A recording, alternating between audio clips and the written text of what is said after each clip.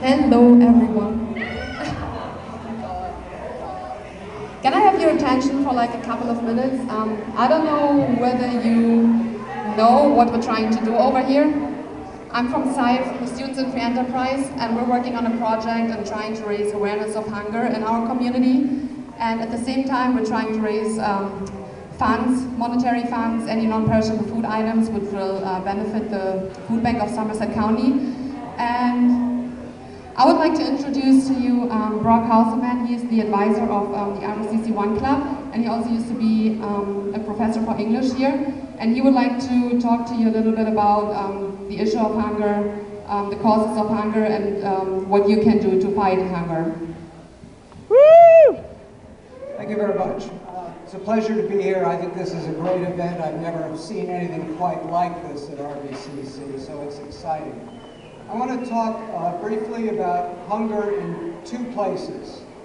First place is right here, RBCC, Somerset, and Hunterdon County. The other place is on the other side of the world, Somalia, on the Horn of Africa. The Horn of Africa is right here.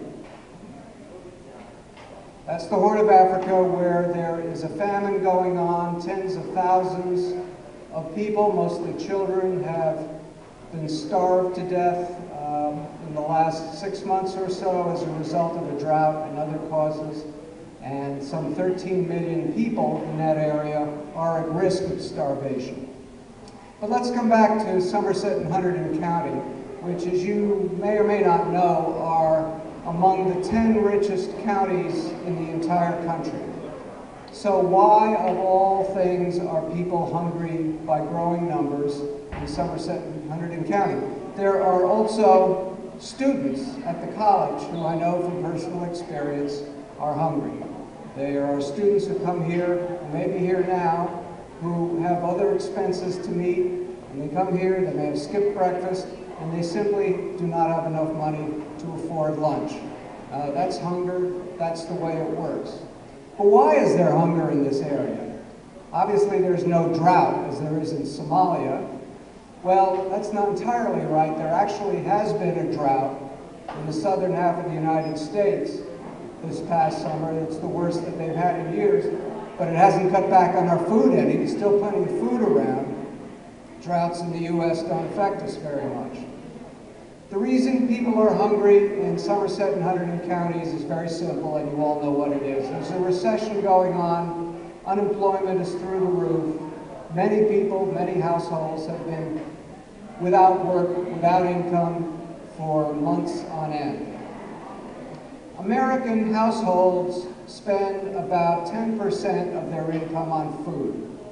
10% of the total household income goes to food to eat, and that's relatively small compared to most other countries. But housing is expensive. If you pay to keep a roof over your head, you've got rent, mortgage, you've got to keep your car running, you've got to take care of the kids, you've got to keep the lights on, pay for utilities. And if a couple of people in the household have been unemployed, that 10% for food easily gets ignored, and people in the house start to go hungry. What's being done about it? There are food banks. There are places you can go in Somerset County where you can get free food. Many people don't go there. There's a stigma attached. They don't want to go there. You can also apply for what's now called SNAP. SNAP stands for Supplemental Nutrition Assistance Program. It's what we used to call food stamps. But you have to qualify for SNAP. You have to be below a certain income. You have to have only a certain amount of money in the bank. You cannot be an undocumented immigrant. But it helps many people. What would help more people? Fewer people here in this area would be hungry if the requirements for SNAP were loosened up. If the income cutoffs went up, if the requirements were looser, in other words. But that would require increasing taxes. And you know how Americans feel about taxes. Food, after all, is never completely free. It has to be bought, at least by the government, to provide nutritional assistance. And that won't happen easily as long as Americans feel the way they do about taxes. Let's go to Africa. In Somalia, there's a classic famine situation going on. There's more than one factor. There are several factors. There's the drought, that's part of the problem. There's violence, which is the second element of the problem. There's an Al-Qaeda type Islamic extremist group that's controlling the area and even preventing food from getting in. The point is that hunger is never the only issue on the table. To get rid of hunger, to reduce hunger, there are always other issues going on. Whether it's economics, whether it's taxes, whether it's issues of military violence and political control.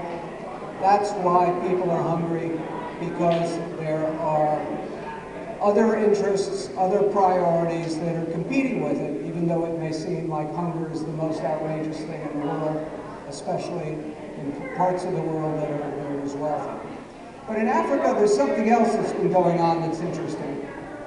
For the last 2 or 3 years now, food prices have been rising. Food in Africa, unlike the United States, is expensive. Households here spend 10% on food. In Africa, they may spend 40, 50, 60, 70% of their income on food. And we're talking about basic food: rice, cornmeal, cooking oil, that kind of thing. Housing there is cheap, food is expensive. So food prices have been climbing rapidly, and as a result, hundreds of millions of people, not just 13 million, hundreds of millions of people around the world are in danger of hunger, and in some cases extreme hunger or starvation, because they can't afford food. The question becomes, why have food prices been going up so relentlessly? And there are two factors there, and they're both interesting. One is that more and more food is being grown not to eat. I mean, more and more food crops are being grown not to serve as food, but to serve as fuel. We all have about 10% ethanol in our gas tanks. Ethanol is a biofuel. It's sustainable. People like it. It's made from corn and other grains. What happens to farmers who grow corn? More and more of their crop goes to ethanol. Less and less of their crop goes to feed humans and animals. What happens when something that's in demand, when there's less of it? The price goes up. So biofuels, ethanol, biodiesel, which is popular in Europe, it's made partly from soy, that's siphoning off the portion of crops that go to feed people, and that drives the price up. The other reason prices of food around the world have been going up is that there's speculation about food. I mean financial speculation. People, financial traders are getting rich on what predictions will happen with the price of food in the future. You know a little bit about the stock market. You know a little bit about the recession being triggered by reckless financing with mortgages and things like that. Same thing is happening with food. Financiers, banks bet on what will happen to the price of food in the future. And as their bets come true, they make money. The reason they're betting food will become more expensive is that there's more likely to be less of it 10, 20 years from now. There will be more people in the world, there's global warming, there are problems with water. If you want to make money, the increasing price of food is a good thing to bet on.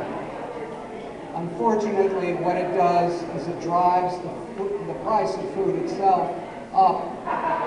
More people become hungry, more people starve. 3 things you can do if you hear about or are concerned about hunger. The first is simply donate or contribute, just what you see going on here. As you know full well, hunger is always impatient. You can't wait. You can't take care of it 6 months from now. You have to eat today. and you can contribute so that there is short-term or immediate relief for hunger. The second thing is to question, at least in your head. Ask yourself the question. Hunger and famines are almost never completely the result of a drought or a flood or a natural disaster. Sometimes this is what you see on CNN. There's been a flood in Southeast Asia and people are hungry because the rice crop has been wiped out. Yeah, that's it. That's part of it, but that's never the whole story. Control of food supplies always means political, economic, or military power for somebody.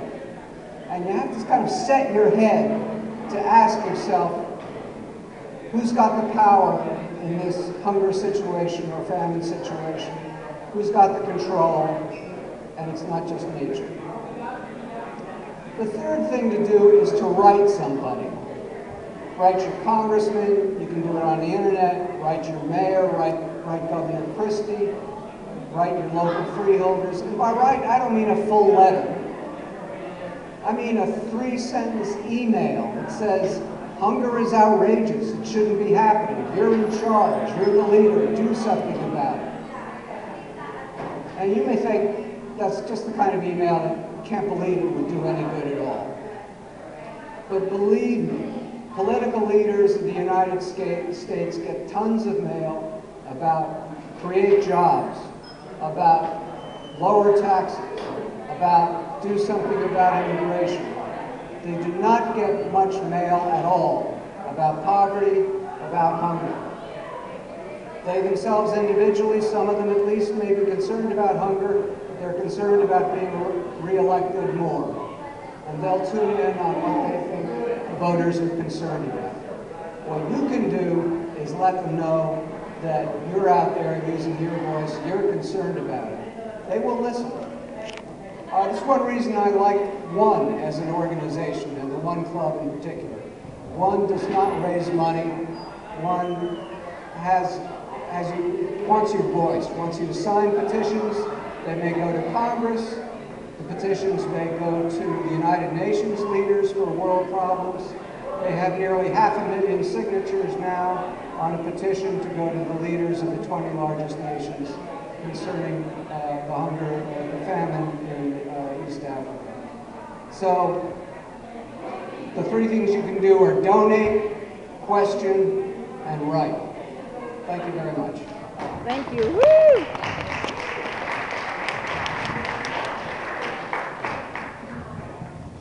Okay, thank you, Brock. So for everybody, if you want to go home today and check your pantry, maybe you will find the one or the other item that you want to bring to school. You can drop it off here and donate and help your community. Thank you. Woo!